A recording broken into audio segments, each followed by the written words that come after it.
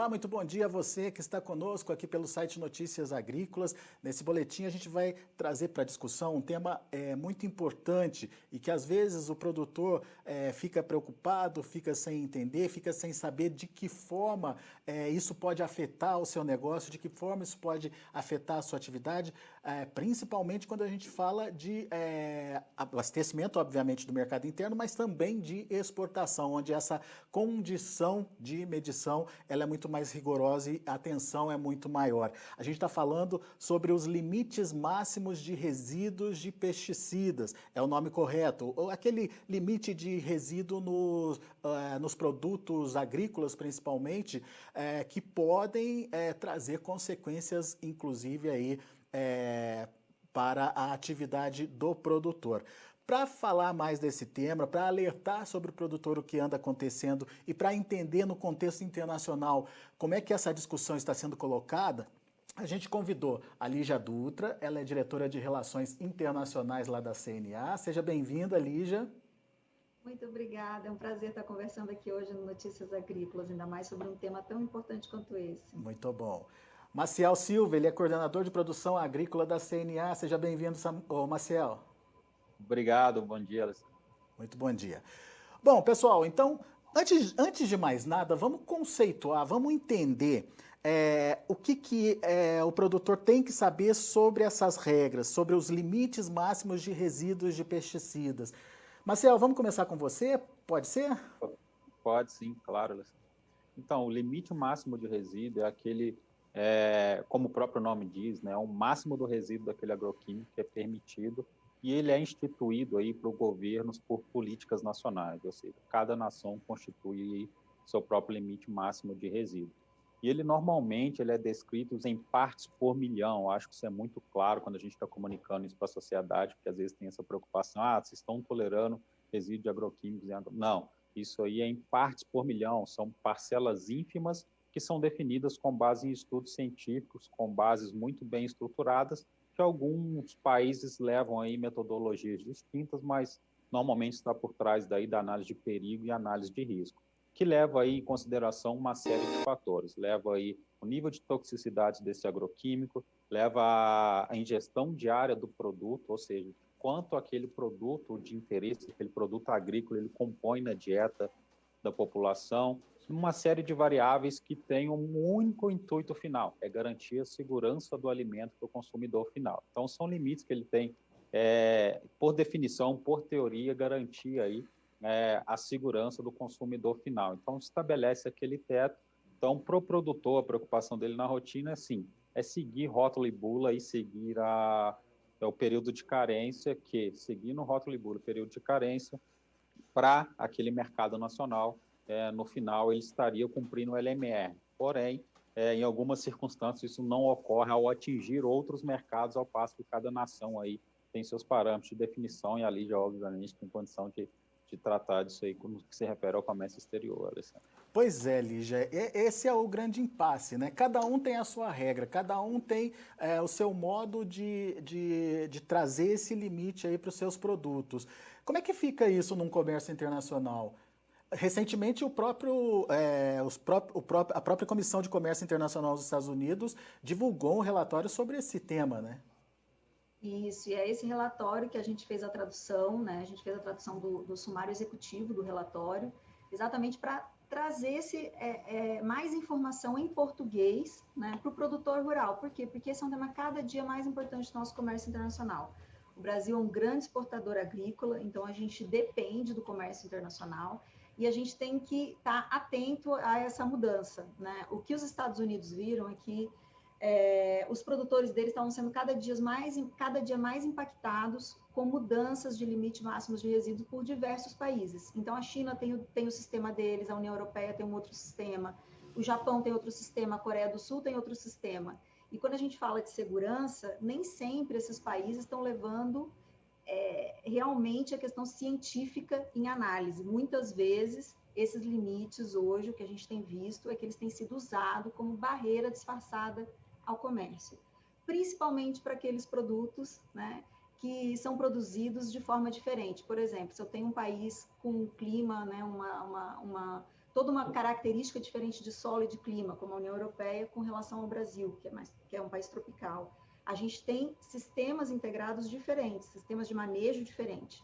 Então, é muito fácil para um país importador usar limites máximos de resíduos como barreiras para não entrada de produtos importados. Só que isso é vedado no comércio internacional. Mas como a limitação ela tem muita discricionariedade, é isso que os Estados Unidos veio trazer nesse reporte, falando de uma ameaça real ao comércio, porque isso pode trazer uma limitação de comércio, ou seja, você ter redução de produção, né, para poder atender determinados nichos de mercado, e com isso você reduzir a oferta total de alimentos. Um outro risco é você simplesmente excluir os pequenos produtores, os que têm mais dificuldades de arcar com o custo dessas limitações de resíduos, né? Por quê? Porque às vezes quando você tem vários parâmetros diferentes, um para o Japão, para a Coreia do Sul, um para a China, um para a União Europeia, você teria que produzir um produto diferente para cada mercado. Isso impõe um custo enorme, que um pequeno e um médio produtor vai ter muita dificuldade de arcar, mas o grande produtor consegue. Então, o que o relatório traz é a gente pode estar criando um sistema global que está simplesmente excluindo os pequenos produtores e não necessariamente preservando a saúde humana. Por quê? Porque se eu tenho um limite para o Japão, o ser humano no Japão é igual ao ser humano na China, então o limite deveria ser o mesmo, porque as pessoas têm que ter a mesma exposição, né, dentro de uma análise de risco científica. Então, como fazer essa diferenciação de uma forma mais racional e sem excluir o pequeno e o médio produtor e os impactos que isso podem trazer para a nossa cadeia produtiva. Lígia, mas por enquanto está como alerta ou já tem propostas sendo feitas sobre o tema? O estudo ele traz como um alerta. Por quê? Porque esses sistemas eles teriam que ser discutidos globalmente, mas cada país está adotando sua própria regulação. O que a gente tem na esfera internacional é um comitê que se chama Codex Alimentarium, que ele é vinculado à Organização das Nações Unidas para a Alimentação e Agricultura, que é a FAO, e também à Organização Mundial da Saúde. O Codex ele estabelece alguns limites que poderiam ser utilizados, né, para alguns produtos, não tem todos os produtos, tem muitos lá, tá?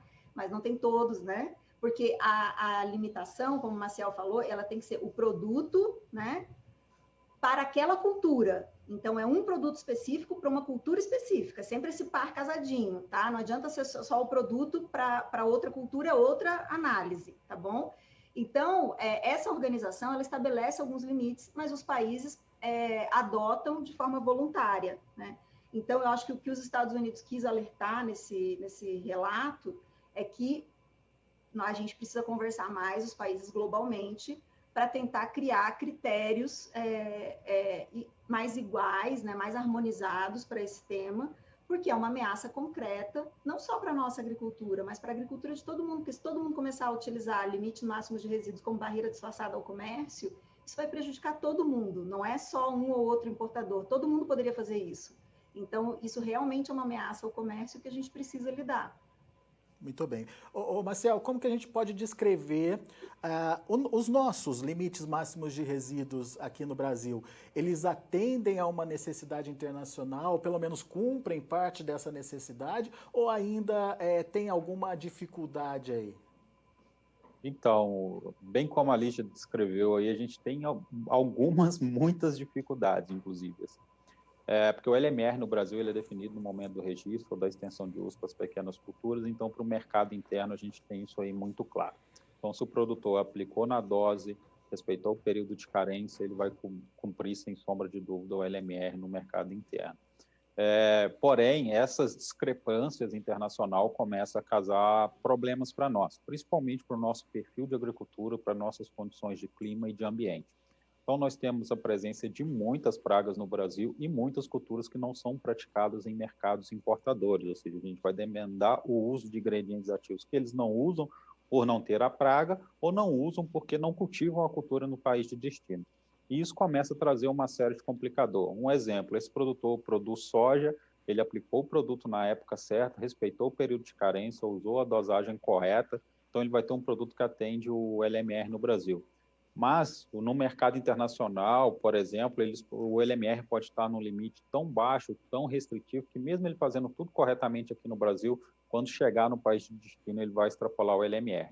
Então, essa limitação muito restrita, ela pode ser pela ausência do cultivo de soja, por exemplo, no país de destino, que eles não têm essa definição, então o LMR lá seria ausente, não, e eles aplicam o que a gente chama de default, que é um limite muito baixo, que é baseado na análise de perigo, ou seja, a presença, por mais ínfima que ele seja nessa parte por milhão, ela é restritiva ao comércio, ou, como a Lígia pontuou, é uma barreira comercial, eu não quero que o seu produto entre lá, eu não tenho nenhum outro argumento na OMC, eu vou usar o LMR. Então, eu vou só colocar um LMR que ele é proibitivo para o seu sistema de produção e seu produto não vai entrar no país de destino. Então, isso torna um desafio muito grande para os produtores brasileiros. A gente tem casos clássicos aí de produtor de mamão, por exemplo, que separam talhões exclusivos para atender o mercado. Eu estou produzindo um talhão para atender os Estados Unidos, um talhão para atender a União Europeia, devido a essa dificuldade e essa complexidade.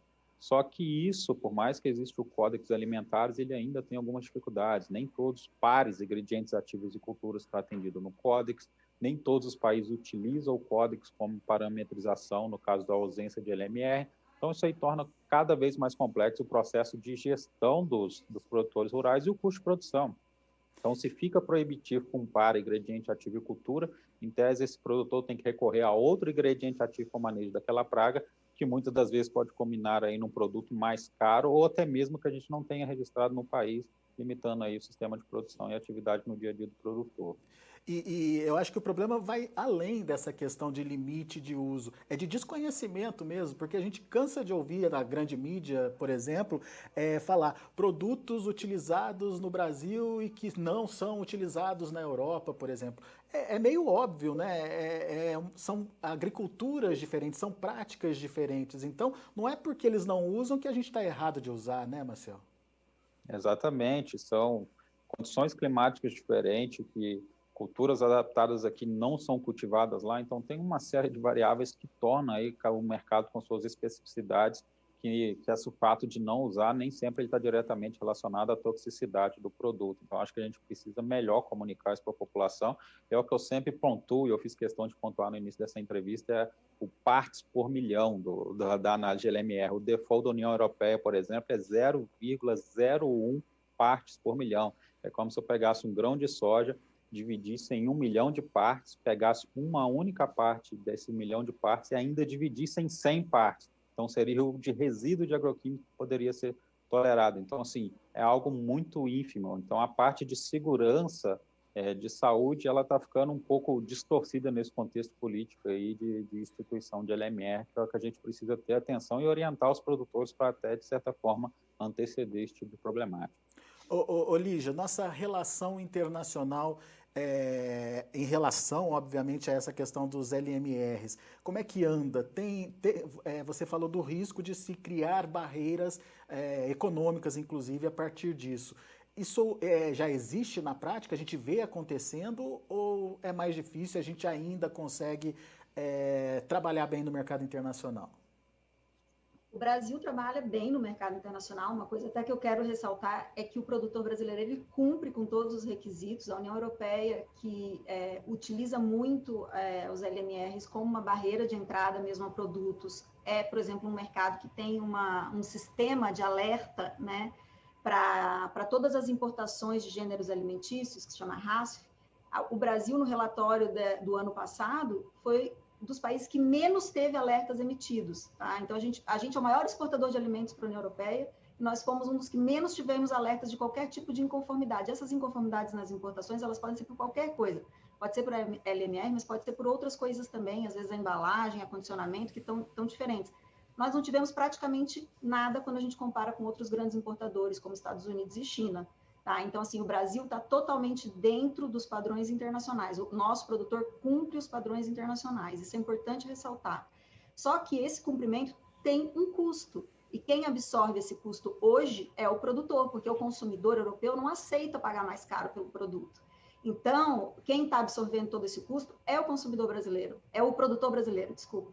E também o consumidor brasileiro, porque a gente acaba mudando a forma de produzir, fazendo uma forma de produção mais cara para atender o mercado europeu. Não é possível segregar toda a sua produção dentro do Brasil. Então, o que você acaba fazendo? Trazendo esses custos de produção para a produção total, né, do produtor. E tem casos, sim, o caso da manga, por exemplo, que teve um produto proibido na União Europeia, que era um aplicado pós-colheita, que aumentava, né, o tempo de transporte, permitia aumentar o tempo de transporte da manga até a União Europeia, e com a proibição na União Europeia desse produto, teve sim problemas e teve impactos para a cadeia aqui no Brasil. Tá? E aí tem outros casos também que a gente vai vendo, e principalmente para frutas, né, para castanhas, são as mais atingidas, são as cadeias mais atingidas. E são as cadeias que têm mais pequeno e médio produtor, né? Então, olha o impacto dessa discussão global de barreiras, às vezes disfarçadas, sem cunho científico, porque isso é que é interessante, a gente está sempre atento.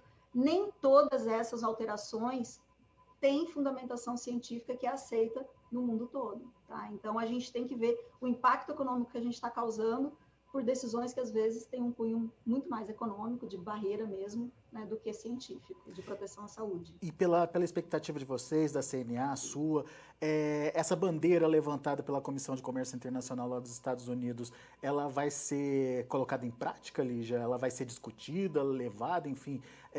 Existe como fazer uma lei internacional, pelo menos um parâmetro internacional obedecido por todos os países? Olha, na esfera internacional sempre é possível, né, se construir consensos. A gente vê aí várias conferências internacionais que estão construindo regulações, né?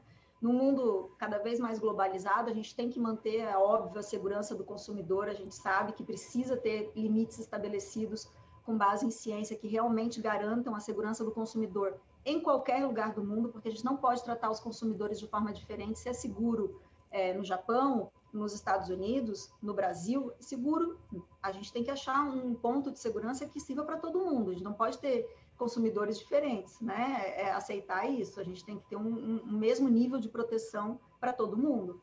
Então, sim, é possível na esfera internacional se construir. E isso eu acho que depende muito, principalmente dos países que são grandes produtores agrícolas, né? Então, é preciso fortalecer essa discussão, tanto aqui no Brasil, quanto lá fora, né? Alertar os produtores, sim, porque a gente tem que cumprir os requisitos, a gente tem que cumprir os padrões, isso tem que estar sempre em dia, né? Mas a gente precisa também de uma discussão transparente, né, na esfera internacional. Então, os organismos internacionais estão aí para a gente trazer essa discussão transparente. A OMC é um local, a Organização Mundial do Comércio é um local que a gente pode levar essa discussão. O governo brasileiro tem feito isso. Os produtores têm alertado em vários casos de mudanças de LMR sem base científica, questionado junto ao OMC, é um local. O Códex Alimentário, como a gente falou aqui, é um local também que cria os padrões voluntários, então a gente pode ter uma maior discussão internacional sobre a adoção desses padrões voluntários. É uma comissão científica independente que analisa e faz os limites máximos de resíduos lá. Então, existem já locais, a gente não precisa criar nada, a gente só tem que fortalecer esses ambientes onde já existe discussão internacional. E essa discussão também, já entra, por exemplo, recentemente a gente viu a China reclamando da quantidade de, se eu não me engano, era carrapicho ou alguma coisa, alguma erva, como é que fala? Uma erva, planta daninha, desculpa, planta daninha. Uma quantidade superior junto com as sementes de soja. Isso também é regulado? Tem essas regulações? Ou não? Cada país tem o seu? Você quer responder, Marcial? Posso sim. Existem os parâmetros internacionais, mas os países têm definições muito claras em relação a isso aí, Alessandro. Isso aí ocorre principalmente no processo de abertura de mercado, quando se faz aí o risco de entrada de pragas, por exemplo. Então, nesse caso da planta daninha no meio da semente, ele está muito relacionado ao risco de você colocar uma praga, que ela seja quarentenária, ausente ou presente dentro do país. Nesse caso, a própria planta daninha pode ser algo que não exista no país de destino e pode ser uma limitação comercial. Mas isso aí também é controlado no mercado internacional e principalmente para os países importadores, no caso aí da entrada de doenças, seja elas presentes ou ausentes, deve ser feito esse controle, e o Brasil faz isso muito, muito bem também. E não deixa de ser também um parâmetro aí no mercado internacional para barreira. Então, isso aí ocorre muitas vezes também, ser um impeditivo aí disfarçado no mercado internacional, e a gente já tem visto aí isso aí para outros mercados também. Me fez lembrar o caso das sementinhas chinesas que chegaram aqui no Brasil, né, distribuída junto com as compras brasileiras, né, Marcel? Um perigo isso, né? Muito perigoso. O caso das sementes, ele ainda está em investigação, muitas delas foram encontradas aí doenças de fato, mas pelo que tudo indica, é outra prática criminal, não diretamente aí relacionada ao agro. Não tem a ver com o nosso tema aqui. Bom, mas de qualquer forma é muito importante a gente entender e na prática do dia a dia, o que o produtor precisa saber, Marcel? O que ele precisa colocar em prática para evitar problemas lá na frente? Você já citou seguir as regras aí de aplicação, né? Mas ele hoje tem como monitorar isso? Tem como saber se está fazendo certo, se não está? Enfim, como é que ele participa desse processo? Então, o primeiro passo ele cumprir a legislação, seguir rótulo e bula e estar no dia a dia dele aí das operações.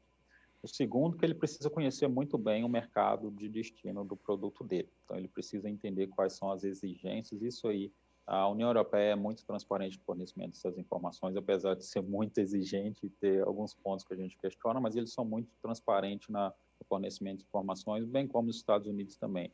China já é um pouco mais complicado, mas transparência em China também é algo muito... relativo, né? Muito relativo. Mas, de qualquer forma, ele precisa entender muito bem esse mercado e fazer essa correlação do sistema de produção dele com o atendimento das exigências desse mercado. Então, assim, deve entrar na rotina, no dia a dia dele, no acompanhamento. Além disso, de forma prática, se ele quer ter mensuração, existem laboratórios, então, para aqueles produtores que têm um porte maior, têm condição, existem laboratórios que fazem esse acompanhamento rotineiro, e é comum alguns exportadores enviarem amostras para esses laboratórios para monitorar como está o limite máximo de resíduo desse produto antes de enviar a carga, ou seja, para ele é melhor ter esse gasto acompanhando essa amostra, por mais que ele fez tudo adequado, ele acompanhar essa amostra do que correr o risco de ter uma carga se aproximar do país de destino e ele ter que ter essa carga incinerada ou mandada de volta por algum motivo. Muito bem. Bom, Lígia, só para a gente encerrar, qual o recado que você deixa para quem está nos ouvindo, principalmente para as instituições, né, nesse momento, diante dessa levantada de bandeira mesmo, né, da Comissão de Comércio Internacional dos Estados Unidos? Essa discussão precisa ser amplificada no Brasil? Você acredita nisso? Não tenho a menor dúvida que precisa, né? Essa é a intenção, inclusive, da CNA, ao publicar esse estudo feito nos Estados Unidos, a gente fazer essa tradução exatamente para ter mais informação na mão do produtor. Porque, como o Marcel falou, além de tudo que o produtor faz, quando a gente exporta alguns produtos, vamos pegar aqui um exemplo do café, né? Muitas vezes a gente faz em lotes, que tem vários produtores juntos nesse lote, não é um produtor só. Então, se são 10 produtores, 9, né, fizerem tudo conforme aquele mercado de destino, vamos supor que o mercado é Japão, né, faz tudo conforme as regras do Japão. Se um não fizer, ele pode contaminar o lote de todos os outros e todos os outros 9 vão ter prejuízo.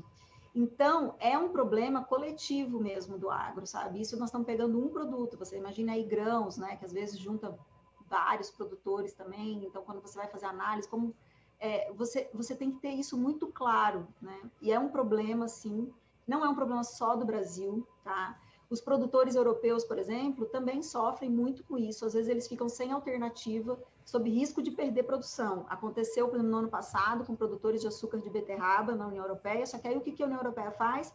Ela dá um uso emergencial de determinados produtos, porque aqueles produtores ficaram sem alternativa, eles iam perder toda a produção e não tinha um produto adequado. Aí eles dão uso emergencial, mas é só para quem está na União Europeia, para importação não pode ter uso emergencial. Então, se os produtores do resto do mundo ficarem sem alternativa, eles simplesmente vão perder a produção. né? Então, esse tipo de tratamento discriminatório é que a gente tem que estar atento e não pode aceitar. E para isso a gente tem que pressionar, assim, o nosso governo para atuar mais, mas também as entidades privadas, as entidades setoriais, para estarem atentas a esse tema, tanto na esfera nacional aqui no Brasil, para que a gente tenha mais transparência ao assunto aqui dentro, quanto lá fora. Legal, obrigado, Lígia. Marcel, suas conclusões também sobre o tema, e eu queria, na verdade, entender quais são os produtos, enfim, que exigem maior atenção aí do produtor, é herbicida, é fungicida, são todos, enfim, o que entra nessa lista de preocupação aí, na sua opinião? Olha, Alessandro, não tem uma distinção muito clara entre as classes aí, mas normalmente os ingredientes químicos que têm um contato maior com o produto ou são produtos fisiológicos, normalmente a gente, e aqueles também de tratamento pós-colheita, a gente recomenda uma maior cautela aí no monitoramento. Mas entre as culturas a gente tem uma preocupação muito grande, como a Lígia falou, com as próprias frutas, com as castanhas, que são culturas que a gente já tem um suporte fitossanitário limitado no país. Então, se a gente fica muito submisso às alterações de LMR ou cancelamento de registro nos países de destino, a gente diminui ainda mais o suporte aqui no Brasil e a gente não tem, em alguns casos, na maioria deles, inclusive, produtos substitutos para o manejo na lavoura. Então, você começa a ampliar o custo de uma forma tão expressiva ou esses limites ficam tão restritos que passa a ser proibitivo. Então, ou esse produtor vai abandonar o mercado, ou ele vai buscar outro mercado, ou vai destinar esse produto para o mercado interno. Então, tem prejuízo aí para exportações nacionais e não é à toa que a CNA está trabalhando atentamente aí nesse tema. Legal, muito bom. Lígia, obrigado, viu, pela sua participação. Maciel, da mesma forma, muito obrigado por estar aqui com a gente, nos ajudando a entender e colocar em discussão esse tema que é tão pertinente e tão distante do produtor, porque às vezes ele fica sem saber o que acontece lá fora, quando o produto dele está lá fora, enfim, quais são as regras do mercado internacional para que esses limites sejam obedecidos. E como a gente viu nessa conversa com a Lígia e com o Maciel, não tem uma regra única para o mundo inteiro, cada país tem lá a sua regra, o que dificulta e o que pode transformar isso, inclusive, em barreira sanitária para o produto brasileiro no mercado internacional. Então, é muito importante de se discutir esse tema, limites máximos de resíduos de defensivos agrícolas nos produtos comercializados no Brasil e no mundo também. Senhores, muito obrigado, viu, pela participação e voltem sempre. Obrigado, Alessandro. Muito bem. Tá aí, então, tema muito pertinente de ser discutido nesse momento e a gente vai disponibilizar para vocês a tradução desse relatório, né, elaborado pela Comissão de Comércio Internacional dos Estados Unidos, para que vocês também possam ter argumento para trazer essa discussão aí à tona e, enfim, tratar do tema com seriedade que ele merece. A gente vai ficando por aqui, agradeço muito a sua atenção e a sua audiência. Daqui a pouco a gente volta com outras informações mais destaques.